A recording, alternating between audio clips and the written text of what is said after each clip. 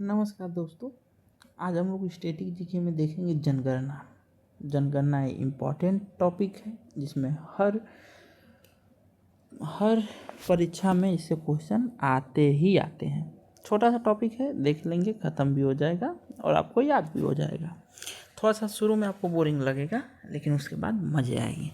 ठीक है, तो चलिए स्टार्ट करते हैं। जनगणना शुरू में आपको थोड़ा सा बोरिंग लग सकता है लेकिन बाद में मज़ा आएगा। ओके, तो देखिए दिया है कि भारतीय जनगणना से संबंधित महत्वपूर्ण तथ्य। अब क्या है भाई, तो दुनिया जानती है, जो लड़का एक बार पढ़ा होगा उसको भी पता है कि भारत की पहली जनगणना 1872 में हुई थी, लेकिन ये डिसकंटिन्यू हो गई थी, ये सही से नहीं हो पाई थी। उसके बाद भारत की पहली नियमित जनगणना जो है 1881 से हुई थी। ठीक है, तो आपको ये बात ध्यान का रखना है। सबको पता ही होगा कि 1872 में स्टार्ट हुई थी, जो अटेंड नहीं हो पाई थी। 1881 से नियमित चली आ रही है। ठीक है, विश्व में अगर बात करें कि जनगणना कराने का, तो स्वीडन पहला देश है जिसको यह जनगणना कराई थी, इसी को श्रेय जाता है। ठीक है, हेनरी वाल्टन जी को भारतीय जनगणना का जनक कहा जाता है। क्या कहा जाता है, तो कौन है भारतीय जनगणना का जनक? Henry Walton. ओके, आगे देखिए। अब देखिए जनगणना से संविधान में जनगणना का 246 में उल्लेख है। 246 में देखिए इसमें सूची का उल्लेख है। जैसे होता है ना कि राज्य सूची का विषय, ठीक है, संघ सूची का विषय, राज्य सूची का विषय और ये समवर्ती सूची। समवर्ती सूची का मतलब कि आपको भी पता है सब कि ये संघ मतलब कि केंद्र सरकार इस पर रूल बनाएगी, राज्य में राज्य सरकार बनाएगी, और समवर्ती सूची में दोनों मिलके बनाएंगे। तो जनसंख्या जो है वो 200 अनुच्छेद 46 में संघ सूची का विषय है, जिसमें संघ अपना जनगणना करवाएगा। ठीक है, स्वतंत्र भारत की प्रथम जनगणना आपको भी पता है कि 1951 में हुआ था, क्योंकि 1947 में हम लोग का देश आज़ाद हुआ था। तो 1951 में पहली जनगणना, क्योंकि 10-10 वर्ष पे होती है, तो 51 में ही होगा ना, तब स्वतंत्र भारत की 51 में हुई थी। ठीक है, स्वतंत्र भारत के प्रथम जनगणना आयुक्त कह लें तो वो थे R.A. गोपाल स्वामी। कौन था भाई? R.A. गोपाल स्वामी। ठीक है, प्रथम जनगणना आयुक्त कौन था? तो R.A. गोपाल स्वामी थे। ठीक है, ये सेंसस कमिश्नर भी कहा जाता है, ये R.A. स्वामी थे। ओके, जो इम्पॉर्टेंट है मैं वही बताऊंगा, ऐसा नहीं कि हर लाइन आपको बताते चलो, जो इम्पॉर्टेंट है वही मैं बताऊंगा। ओके, ठीक है, तो देखिए 2011 के कौन थे भाई जनगणना आयुक्त? तो CM चंद्रमौली थे। ठीक है, उसमें गोपाल जी थे। ठीक है, पूरा याद रखने की जरूरत नहीं है, गोपाल स्वामी है ना, तो गोपाल जी आप याद रख सकते हैं, गोपाल स्वामी थे। इसमें कौन है भाई 2011 वाला का? 2011 वाला का चंद्रमौली जी हैं। कौन है? चंद्रमौली। ठीक है, CM चंद्रमौली। ओके, और 2024 का कौन अभी बने हैं? तो मृत्युंजय कुमार नारायण। ठीक है, तो यहाँ पे याद रखिएगा जरूर कि 2024 के जनगणना आयुक्त कौन है? मृत्युंजय कुमार। ओके, जनगणना आयुक्त कौन है? मृत्युंजय कुमार। आगे है कि वर्ष 2000 जो जनगणना हुई थी 2011 में, भारत की जनगणना लगभग 121 करोड़ थी, जो पूरे विश्व की 17.5 है। ये पूछ चुका है कई एग्जामों में कि भारत की जनगणना विश्व की जनगणना जनसंख्या के कितना प्रतिशत है, तो 17.5 है। ठीक है, और आपको यही बात एक जगह और ये वहाँ पे आपको दिखाऊंगा अभी कि जो भारत की जनगणना है ना, तो 2001 में हुई होगी, फिर 2011 में हुई। तो 2001 से 2011 में कितना जनसंख्या वृद्धि दर रहा, मतलब कितने प्रतिशत लोग बढ़ गए 10 साल में? तो देखिए 17.5 है ना, यही तो यहाँ पर भी वही है, 17.64 है। ठीक है, कितना है? 17.64। ओके, तो ये बात ध्यान रखिएगा कि लगभग 17.5 पूरा विश्व का है भी, और 17.5 अपना वृद्धि दर भी है। ओके, फिर आगे दिया है कि 2011 की जनगणना के अनुसार पुरुष 51% और 48% महिलाएं। ये इम्पॉर्टेंट है नहीं। स्वतंत्र भारत की 7वीं जनगणना है 2011, और आप भी तो निकाल सकते हैं कि 1951, 51 के बाद क्या आएगा, 61 आएगा, 61 के बाद क्या आएगा, 71 आएगा, 71 के बाद 81, 81 के बाद 91, 91 के बाद 2001, फिर 2011। तब भी याद कर लीजिए, रट लीजिए। इसमें क्या है कि 1 2 3 4 5 6 7, सातवीं है, ठीक है। और ये 1872 वाली से लें, 1872 वाली से तो 14वीं आएगी, वो भी निकाल लीजिएगा। 1872 वाली से लेंगे तो कौन सी आएगी, 14वीं आएगी। ओके, तो आगे देखिए। हाँ, ये आपको कि एससी जनजाति लोग कितने हैं तो 20 करोड़, और एसटी पूछ लेगा कि एसटी कितने हैं तो 10 करोड़, ठीक है। तो 10 करोड़ एससी और एसटी कितने, अरे एससी 20 करोड़ और एसटी 10 करोड़, ठीक है। अब देखिए नियर अबाउट है ये पूरा, इसको एकदम ऐसा नहीं है कि जाएगा आता है कुछ आदमी में, लेकिन ये नियर अबाउट है। सबसे ज़्यादा एससी निवास कहाँ करती है तो उत्तर प्रदेश में। आईएसटी सबसे ज़्यादा कहाँ निवास करती है तो मध्य प्रदेश में करती है, ठीक है। तो एसटी कहाँ, मध्य प्रदेश में, आईएससी उत्तर प्रदेश में, ठीक है। देखिए यहाँ पर दिया आईएसटी की जनसंख्या कितनी है तो 10 करोड़, ये मैंने आपको बता दिया है। ओके, फिर इसके बाद आगे, भील भारत की सबसे लोकप्रिय पुरानी जो भी कह लीजिए जनजाति है, ठीक है। भील जो जनजाति है सबसे लोकप्रिय, सबसे आद्य जनजाति तो गोल जनजाति है, ठीक। तो भील, ओके। अब देखिए आपको भी पता है कि भारत में सबसे ज़्यादा बोले जाने वाली भाषा है और दूसरे नंबर पर बांग्ला है, ठीक है। मराठी वाले लोग झूठे अपने में मार काट कर रहे हैं कि नहीं मराठी ही है, मराठी वो है, जबकि सबसे ज़्यादा हिंदी है। तो हिंदी सबको आनी चाहिए बोलने, और दूसरे पर बांग्ला है, ओके। ऐसा नहीं कि मराठी वर्ड, भाई आप मराठी के हैं तो आप बोलिए, कौन रोकता है, लेकिन अब ज़बरदस्ती दूसरे पर थोपना सही बात नहीं है ना जी। तो हिंदी, दूसरे नंबर पर बंगाली। आगे, भारत की प्रथम आर्थिक जनगणना 1977 में हुई थी, मतलब कि पैसा कौड़ी वाली भी जनगणना 2011 के अनुसार मेघालय राज्य की जनसंख्या वृद्धि दर सबसे अधिक रही। ये आपको आगे चल के मैं बताऊंगा, दिखाऊंगा भी कि कितना रही, ठीक है। तो अभी उसका नहीं भी देखेंगे तो कोई दिक्कत नहीं। 2011 के जनगणना के शुभांकल थे प्रगरक शिक्षिका एवं इसका प्रगत शिक्षिका जो थी उनका शुभंकर थी। और ये हमारा थीम वाक्य, आदर्श वाक्य था क्या कि हमारी जनगणना हमारा भविष्य, हमारी जनगणना हमारा भविष्य, इसका था थीम वाक्य। और ये प्रगत शिक्षिका थी इसकी शुभंकर। उसके बाद सर्वाधिक जनसंख्या वाले जो दिए थे, जो उत्तरी 24 परगना जिला था, उत्तरी 24 परगना जिला पश्चिम बंगाल का, और दूसरा का पता थारे, तो परगना और थारे थे। एक पहला था वो परगना वाला जो पश्चिम बंगाल का, दूसरा का है थारे वाला जो महाराष्ट्र में है, ठीक है।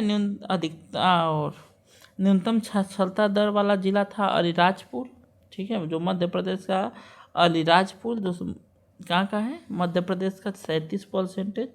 और सर्वाधिक साक्षरता वाला जिला था शेरछिप, क्या था, शेरछिप, ठीक है। तो शेरछिप आपका हो जाएगा सर्वाधिक साक्षरता वाला जिला 98.74 के पास। अब जबकि पूरा भारत का लेंगे तो 90.8 मतलब 94% के लगभग करीब में केरल भारत का सर्वाधिक जनगणना साक्षरता वाला राज्य है। नागालैंड की जनसंख्या वृद्धि, अच्छा हाँ, सबकी बड़ी थी जनसंख्या, नागालैंड की जनसंख्या घट गई थी 10 वर्षों में, तो ये बात ध्यान रखिएगा, ठीक है। न्यूनतम आबादी वाला क्षेत्र दिबांग घाटी है, जहाँ पर 1 किलोमीटर स्क्वायर में, यानी 1 किलोमीटर लंबा 1 किलोमीटर चौड़ा आयत है, उसमें एक आदमी खाली रहता है, ठीक है, अरुणाचल प्रदेश में, ठीक है। सर्वाधिक जनसंख्या वृद्धि दर वाला जिला कौन सा है तो कुरुंग कुमे है। कौन है, कुरुंग। आपको ये थोड़ा नाम अजीब लग रहा होगा क्योंकि ये सब पूर्वोत्तर के हैं, तो आप 2-3 बार वीडियो पॉज करके रटेंगे तो हो जाएगा कि सर्वाधिक जनसंख्या वृद्धि दर वाला जिला कौन सा है तो कुरुंग कुमे है, अरुणाचल प्रदेश का, ओके। देश का सर्वाधिक जनसंख्या घनत्व वाला तो उत्तर पूर्व दिल्ली है, ठीक है, जहाँ पर 36,155 लोग रहते हैं प्रति वर्ग किलोमीटर में। देखे हैं कि वो अरुणाचल प्रदेश का शेरछिप था जो एकदम 1 अरे दिबांग घाटी था जहाँ पर 1 वर्ग किलोमीटर में खाली 1 आदमी रह रहा है। ठीक है, हाँ यहाँ पर देखिए सबका सारांश दिया है। अभी इसका चल के आगे विस्तार में बात करेंगे, तो ऐसे आँख मूंद के एक बार देख लीजिए। सर्वाधिक लिंगानुपात कहाँ पर है, तो माहे पुदुचेरी में है। ठीक है, और न्यूनतम कहाँ है, दमनदीप में है, 533 से है। जबकि ये लोग बहुत विकसित अपने को मानते हैं, तब वो 533 से है। ठीक है, पुदुचेरी में 1176 है। ठीक है, भारतीय जनगणना 2011 भारत की 14वीं है, तो मैं बता ही दिया था कि 1872 से लेंगे तो 14वीं आ जाएगी 2011 वाली। वर्ष 1921 को महाविभाजन वर्ष कहलाता है। क्यों? क्योंकि इसमें जनसंख्या बढ़ी नहीं दिखी थी, उल्टा बहुत न के बराबर बढ़ी थी, या एक तरह से कहिए तो घट गई थी। ठीक है, और दिया हुआ है कि 1881 में जनगणना आयुक्त WC प्लाडेन को नियुक्त किया गया था। जो जनगणना आयुक्त 1881 में थे उन्हें WC प्लाडेन थे। कौन थे? तो प्लाडेन जी थे। ठीक, और 2000 और इसमें कुछ इम्पोर्टेंट नहीं है। अब चलिए, अब चलते हैं नेक्स्ट पेज पे, यहाँ से मज़ा आएगा पढ़ने में। जनसंख्या, भारत की जनसंख्या घनत्व कितनी है, तो 382 व्यक्ति पर किलोमीटर स्क्वायर, यानी 1 किलोमीटर लंबा 1 किलोमीटर चौड़ा में अगर देखेंगे तो इसमें 382 लोग हैं। ओके, भारत की जनघनत्व है। सीन देखिए, लिंगानुपात कितना है, तो लिंगानुपात 943 है, मतलब 1000 पुरुष पर 343 औरतें हैं। ओके, साक्षरता दर भारत की कितनी है, तो 74.04 है, जो अभी कम है, बहुत कम है भारत के लिए। अधिकतम जनसंख्या घनत्व वाला राज्य कौन सा है, तो भाई बिहार है। ठीक है, न्यूनतम अरुणाचल प्रदेश। ठीक है, अधिकतम कौन है, बिहार है 1106 लेकर, और जबकि न्यूनतम 17 लेकर अरुणाचल प्रदेश है। अगर वही बात केंद्र शासित प्रदेश में देखेंगे तो आपको भी पता है कि भारत का दिल दिल्ली है, जो केंद्र शासित प्रदेश में आता है, राजधानी है, तो यहाँ लोग रहेंगे ही। तो सर्वाधिक जनसंख्या घनत्व दिल्ली में है, जबकि सबसे कम अंडमान निकोबार में है, क्योंकि वो भारत से थोड़ा सा दूरी पे है ना जी। अंडमान निकोबार में जनसंख्या घनत्व कम है, और दिल्ली में ज़्यादा है, 11,320 है। ठीक है, तो यहाँ पर ज़्यादा है केंद्र शासित प्रदेश में। फिर आगे आइए, दिया है देखिए यहाँ पर न्यूनतम में तो बताई दिया था कि अंडमान निकोबार है, और ज़्यादा में दिल्ली है केंद्र शासित में। वैसे ही बिहार में ज़्यादा है जनसंख्या घनत्व, जबकि अरुणाचल प्रदेश में कम है। अब देखिए यहाँ पर सबका हर राज्य का दिया हुआ है, तो आप अगर यूपी बिहार के अंतर रख लीजिए कि बिहार तो वैसे जनसंख्या घनत्व में सबसे ज़्यादा है 1106। उत्तर प्रदेश 829 के साथ चौथे नंबर पर बना हुआ है। ठीक है, 829 है। सबसे कम आपको अभी पता है कि सबसे कम कहाँ गया, अरुणाचल प्रदेश, हाँ सॉरी अंडमान निकोबार, ये है 46 के साथ। ओके, अब देखिए ये तो था अपना हाँ ये तो था जनघनत्व। अब देखिए इन सब का जनसंख्या घनत्व दिया है कि हर वर्ष में कितना जनसंख्या घनत्व बढ़ता गया। देखिए 1901 से 11 तक 77 से 82 हो गया। ठीक है, यानी कितना बढ़ गए जी, 3 2 5 लोग बढ़ गए। फिर 1921 में क्या हुआ कि घट ही गए 1 लोग, इसीलिए इसको महाविभाजन वर्ष कहा जाता है। ओके, तो 1921 में क्यों कहा जाता है, क्योंकि जनसंख्या घनत्व 81 हो गई, तो इसीलिए कहा जाता है। आगे देखिए, आगे दिया कि अधिकतम लिंगानुपात तो आप केरल में सर्वाधिक लिंगानुपात है 1084, क्योंकि भाई केरल के लोग ज़्यादा पढ़े लिखे हैं ना जी, तो 1084। या न्यूनतम लिंगानुपात हरियाणा में 879, ये बहुत चिंता की विषय है। ठीक है, तो अधिकतम लिंगानुपात क्या है, तो अधिकतम लिंगानुपात केरला में 1084 या न्यूनतम 879 के साथ हरियाणा लास्ट में बना हुआ है। यही बात केंद्र शासित प्रदेश में देखेंगे तो सर्वाधिक लिंगानुपात पुदुचेरी में है। ठीक, क्योंकि ये भी पढ़े लिखे लोग हैं, और इस न्यूनतम दमनदीव में है। ठीक है, जो गुजरात में पड़ता है दमनदीव, यहाँ पर 618 हैं। यहाँ की तो हालत बहुत ख़राब है। ठीक, यहाँ की हालत बहुत ख़राब है लिंगानुपात में, कि 1000 पुरुष पे 618 लोग हैं। ठीक, अब देखिए कहा कि जनगणना 2011 के अनुसार प्रारंभिक बाल्यावस्था 0 से 6 तक के लिंगानुपात 919 है। ठीक है, भारत का कितना है, 919, यानी लड़कियों में देखें तो लड़कों में देखें तो 1000 अगर छोटे बेबी हैं तो उस पर गर्ल बेबी कितनी है 919। तो ये पहले से ही कमी है, कहाँ से पूरा होगा जी बाद में, ठीक है।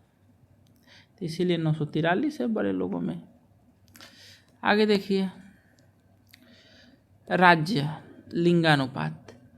तो देखिए केरल आपको भी पता है कि सबसे ज़्यादा है 1084 के साथ, और लिंगानुपात तो हम लोग पढ़ ही लिए ना जी, केरल सबसे ज़्यादा है। लिंगानुपात के मामले में सबसे कम है हरियाणा। केंद्र शासित प्रदेश में अगर देखें तो सबसे ज़्यादा है पुडुचेरी, या सबसे कम है अपना सर्वाधिक लिंगानुपात पुडुचेरी का ही है। ओके ठीक, तो एक केरल है ठीक। और सबसे कम है दमनदीप था ठीक, 600 कितना था भाई, 618 के साथ। देखिए लिंगानुपात केरला का 1084 है। यूपी बिहार के भी लोग अपना रख सकते हैं भाई। यूपी का शायद 912 है, नहीं 918 किधर गया, हाँ देखिए यहाँ पे है, बिहार का 918 है और यूपी का 912। ओके, और सबसे कम कहाँ है भाई, तो सबसे कम है यहाँ अपने हरियाणा में 879 के साथ ठीक है। अब केंद्र शासित प्रदेश में मैंने बोला था तो देखिए पुडुचेरी का यहाँ पे भी ज़्यादा है 1036 है। सबसे कम मैंने बोला था कि दमनदीप में, तो देखिए यहाँ पर दमनदीप में 618 है। ओके, आगे देखिए, आगे दिया हुआ है कि साक्षरता दर। आगे क्या दिया हुआ है, साक्षरता दर। अब साक्षरता दर देखेंगे तो साक्षरता दर में उसी को लिया जाता है जो 7 वर्ष से नीचे, ओले सॉरी 7 वर्ष से ऊपर हो, पढ़ना लिखना जानता हो, ठीक, पढ़ लिख सकता हो, उसी को ही लेते हैं। तो देखिए केरल, क्योंकि ज़्यादा भाई पढ़ा लिखा लोग है, तो केरल, एक मिनट, केरल सबसे सर्वाधिक साक्षरता दर वाला 94 के बाद उसके बाद आता है मिजोरम। ईसाई लोग यहाँ पर ज़्यादा रहते हैं जो म्यांमार से छटा हुआ है, ठीक है। तो यहाँ पर भी 91% है, ईसाई लोग पढ़ाई लिखाई हो ज़्यादा जानते हैं। फिर उसके बाद आता है गोवा। तो केरल, मिजोरम, गोवा ये सब आते हैं, ठीक है, जिसमें केरल सर्वाधिक साक्षरता दर के साथ है। यूपी बिहार भाई वाले भी अपना देख लीजिए। यूपी बिहार में देखिए उत्तर प्रदेश में 67 है, उत्तर प्रदेश में कितना है 67 है। देखेंगे तो इसमें औरतें हैं 57, आदमी है 77, आ गया दोनों मिलके 67 पे औसत निकालेंगे तो, ठीक है। तो ये गड़बड़ी है, उत्तर प्रदेश को सोचना चाहिए। फिर आगे बिहार का भी देखिए, इधर कहीं दिया होगा, हाँ बिहार का तो न्यूनतम साक्षरता दर है 61.8। लेकिन मेरे को ये नहीं समझ में आता है कि सर्वाधिक 120 में नौकरी में बिहारी के लोग हैं, ठीक है, लेकिन साक्षरता दर पता नहीं क्यों कम है, 61.8 है। केंद्र शासित प्रदेश में देखिए साक्षरता दर सबसे ज़्यादा लक्षद्वीप की है, सबसे कम दादरा नगर हवेली की है। लक्षद्वीप की है 91.8%, और दादरा नगर हवेली की कितनी है भाई, तो 74 है, ठीक है, 76 है, सॉरी कितनी है, 76 है। ओके, अब देखिए 2011 की जनगणना के अनुसार भारत की कुल साक्षरता दर, अभी मैंने बताया कि 74.04% है, जिसमें पुरुष साक्षरता और महिला साक्षरता ये तो नहीं पूछेगा, 82-65, इसकी ज़रूरत नहीं है, 74 है, ठीक है। अब देखिए 2011 में भारत की साक्षरता दर कितनी थी, तो 18.3 थी। आज हम लोग कहाँ हैं, तो 74.74% के पास थे, उस समय 18% था। ओके, मैं फिर देखिए ये तो ऐसा कुछ है नहीं। मिजोरम की साक्षरता दर आपको भी पता है कि 91 दूसरा नंबर पर है। न्यूनतम साक्षरता दर आपको भी पता है कि बिहार की है, ठीक है। बिहार में क्या है कि 71% औरत आदमी पढ़े हैं, 51% औरतें। तो ही हो गया दोनों साक्षरता दर, इसका औसत निकालेंगे तो आ जाएगा 61। ओके, तो देखिए कहाँ गया, हाँ सर्वाधिक साक्षरता वाला केंद्र शासित प्रदेश। तो सर्वाधिक साक्षरता में देखेंगे तो लक्षद्वीप पहला नंबर पर बना हुआ, दूसरा का नंबर पर वो अपना दमनदीप है। कहाँ गया अंतिम वाला में, कहाँ दिया, नहीं दिया क्या, दिया तो दिया है, हाँ क्या है, दादरा नगर हवेली न्यूनतम महिला साक्षरता दर इतना, हाँ ये यहाँ पर सॉरी यहाँ पर दिया दादरा नगर हवेली 76% के साथ बना हुआ है, दूसरे मतलब लास्ट वाला केंद्र शासित प्रदेश, ठीक है। स्त्री और पुरुष में सबसे अधिक अंतर कहाँ है? तो राजस्थान में भाई, ये बात ध्यान रखना कि राजस्थान में स्त्री पुरुष मतलब कि स्त्रियाँ ज़्यादा हैं, कम पढ़ी लिखी हैं, और औरतें और आदमी ज़्यादा शिक्षित हैं। ठीक। अगर 15 बरिस से ज़्यादा का अगर साक्षरता लेंगे तो 69.7 है। ये तो 7 से प्लस लेते हैं तो 74 आ जाता है, लेकिन 15 से प्लस लेंगे तो 69.9 है। ठीक। उत्तर पूर्वी राज्य में देखा जाए तो मिजोरम सबसे ज़्यादा पढ़ा लिखा है, दूसरा नंबर पर और न्यूनतम में आता है अरुणाचल प्रदेश जो 65% पढ़ा लिखा है। ठीक है, तो 51% आता है सर्वाधिक मिजोरम। ठीक है, पूर्वोत्तर भारत में, और यहाँ पर आता है अपना वो अरुणाचल प्रदेश न्यूनतम में। ठीक है। हाँ, देखिए एक बात ये ध्यान रखिएगा कि 2011 में जो जनगणना हुई थी उसमें अरुणाचल प्रदेश की जातिगत जनगणना नहीं हो पाई थी। क्यों नहीं हो पाई थी? कि वहाँ पे जातीय संघर्ष चल रहा था, एक तरह से कहिए तो दंगा चल रहा था। ठीक है, ऐसे में तो उसकी 72.19 आई साक्षरता था। धर्म आधारित जनसंख्या, तो देखिए धर्म आधारित जनसंख्या में हिंदू जनसंख्या के अनुपात में 0.7% की गिरावट आई। देखिए ये सब छोड़िए, आगे आइए। यहाँ पे भारत में धर्म के अनुसार जनसंख्या वृद्धि दर था। हिंदू लोग का 16% रहा बढ़ने का दर, जबकि मुस्लिम लोग भाई लोग का 28% रहा। ऐसे ही सबका रहा। तो मुसलमान लोग दूसरे नंबर पर, ईसाई हैं 15 नंबर पर। ठीक है, अब देखिए आगे देखिए दिया है कि पहला हिंदू 16 है और मुस्लिम 24 है, ये ध्यान रखिएगा। भारत में प्रमुख धर्मों की जनसंख्या, तो देखिए हिंदू सबसे ज़्यादा है, कितना है? 79, एक तरह से 80% कर लीजिए, 19 पॉइंट। मुसलमान लोग कितना है? तो 14.2% है। सबसे कम है भाई, तो सबसे कम जैन होंगे। ठीक है, देखिए यहाँ पर जैन जो है सबसे कम जनसंख्या मतलब अपने धर्म में है। ठीक है, जनसंख्या में। सामाजिक, आर्थिक एवं जाति आधारित जनगणना। ठीक है, तो देखिए इसमें आपको ये बात ध्यान रखना है कि 3 श्रेणी में इसकी होती है, और यह 29 जून 2011 को पश्चिमी त्रिपुरा के संखोला ग्राम से स्टार्ट हुआ था। ठीक है, बिहार की गरीबी दर कितना है? 33.7% है। ग्रामीण और शहरी जनसंख्या, तो देखिए भारत की आज भी जनसंख्या ज़्यादातर गाँव में निवास करती है, 31% शहर में निवास करती है, और 68.84% अपना कहाँ निवास करती है? तो अपना गांव में निवास करती है। 31 शहर में, इधर का 30 और 70 का है आंकड़ा। ठीक, 30% शहर में और 70% गांव में। 10 की वृद्धि दर, तो देखिए हमेशा वृद्धि हुई थी। 2001 से 11 तक के दौरान भारत की वृद्धि दर 17.74 रही है। तो आपको शुरू में बताया था कि इस बार 10 वाला में 17.4 है। ठीक, राष्ट्रीय जनसंख्या नीचे में कहा गया है कि जनसंख्या पर स्थिरता 2045 से अब 70 कर दिया है कि हम लोग स्थिरता पा जाएंगे। सर्वाधिक जनसंख्या वाले राज्य तो आपको भी पता है कि उत्तर प्रदेश पूरा अकेले।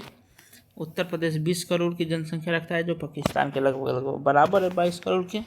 दूसरे पर महाराष्ट्र आता है, तीसरे पर बिहार आता है। ठीक है, 11 और 10 के लेकर तो सर्वाधिक उत्तर प्रदेश, और फिर उसके बाद महाराष्ट्र, बिहार। देखिए फिर उत्तर न्यूनतम जनसंख्या वाले राज्य कौन है? तो न्यूनतम जनसंख्या वाले सिक्किम है, फिर अपना मिजोरम है। तो सिक्किम में सबसे कम लोग पाए जाते हैं, फिर मिजोरम। ठीक है, मिजोरम में। ठीक, आगे अब ऐसे ही केंद्र शासित प्रदेश में भी आएगा कहाँ जनसंख्या सबसे ज़्यादा है। तो आपको पता है कि दिल्ली भारत की दिल्ली है, तो यहाँ पर ज़्यादा लोग रहेंगे तो इसकी जनसंख्या ज़्यादा है। न्यूनतम में लक्षद्वीप भारत से दूर है, तो इसी का कम रहेगा दूरे वाला का, तो लक्षद्वीप का कम है। ओके, लक्षद्वीप में कम, दिल्ली में ज़्यादा। 10 की वृद्धि दर में मेघालय ज़्यादा किया है, मेघालय में ज़्यादा लोग वृद्धि हुए हैं। दूसरा अरुणाचल प्रदेश है। 10 की गिरावट राज्य, किस राज्य में मतलब कि 2001 से 11 में जनसंख्या बढ़नी चाहिए तो कम हो गई। तो नागालैंड ऐसा है जहाँ पर गिरावट आई है, ये बात आप लोग ध्यान रखिएगा। ठीक है, तो ये लगभग हो गया। और अगर नहीं समझ में आया हो तो आप उसको दोबारा करके देख लीजिएगा, रोक के खुद पढ़ लीजिएगा, क्योंकि पढ़ने का भी मटेरियल है। तो अब हम लोग मिलते हैं नेक्स्ट वीडियो में। जय हिंद।